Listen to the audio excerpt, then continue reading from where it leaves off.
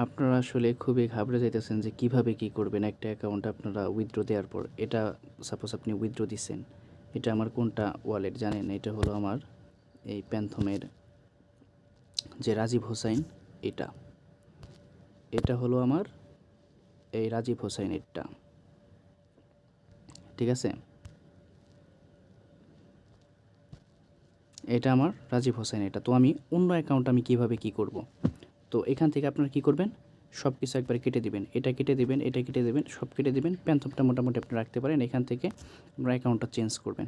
এই ১ number account আমি এখন উইথড্র করতে চাই। তো এটা কীভাবে করব? ১ নাম্বার আগে আমি প্যান্থমে এসে নেব।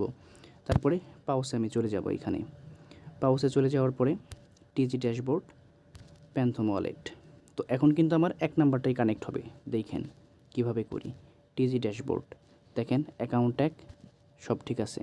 তো আবার কিন্তু আমাকে এখানে আপনাদের ওই আগেরটাই দেখাতে পারে। যদি দেখায় আবার আপনি কি করবেন, এইখান থেকে এই যে লিঙ্কটা, এই লিঙ্কটা আবার কেটে দেবেন, আবার পুনরায় ঢুকবেন। তো আমি নেক্সট দেই, আবার নেক্সট দেই।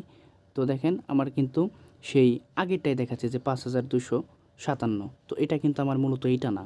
তো এটা যদি দেখায় আপনাদের কী করবেন, সাপোজ ব্যাক বাটনে ট্যাপ দিবেন, এক্সিট বাটনে ট্যাপ দিবেন, দেওয়ার পরে বের হয়ে যাবেন এখান থেকে। তারপরে যে টিজি ড্যাশবোর্ড, আবার প্যান্থম ওয়ালেটে ট্যাপ দিবেন এবং আবার আপনারা এখান থেকে কনফার্ম করবেন। কনফার্ম করার পরে এইবার দেখুন হয়ে যাওয়ার কথা। দেখেন এখানে কিন্তু আমার নতুনটা আবার এখানে শো করতেছে। তো নতুনটা আপনি এখান থেকে খুব সুন্দর করে আপনি নতুন করে সব কিছু সিলেক্ট করে আপনি করে ফেলতে পারেন, ঠিক আছে? এখানে আপনি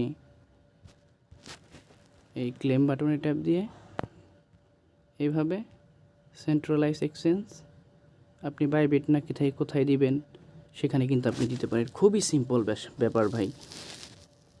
আপনারা আসলে একটু মাথা খাটাতে চান না, মাথা খাটালেই কিন্তু সম্ভব।